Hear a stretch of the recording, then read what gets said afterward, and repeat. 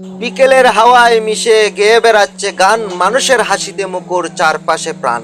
আপনাদের সঙ্গে রয়েছে আমি প্রাকৃতিক সুপারস্টার কথার জাদুঘর বানিয়াচং সাফলা ভাই। প্রিয় দর্শক, এই মুহূর্তে উপস্থিত আছি বানিয়াচং দক্ষিণ যাত্রাবাসা বাঙ্গারপাড় ব্রিজের উপর। সন্ধ্যার আগ মুহূর্তে এখানকার পরিবেশ যেন এক অন্যরকম সৌন্দর্যে ভরে উঠেছে। দূর দূরান্ত থেকে গ্রামের মানুষ চলে এসেছেন এই বাঙ্গারপাড় পয়েন্টে।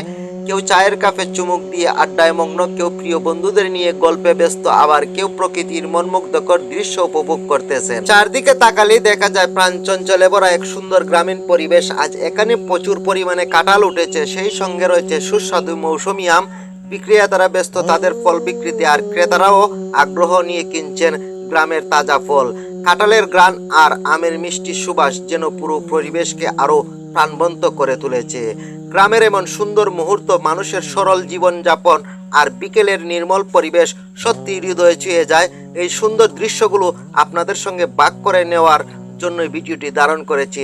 ভিডিওটি ভালো লাগলে অবশ্যই লাইক, কমেন্ট, শেয়ার করবেন।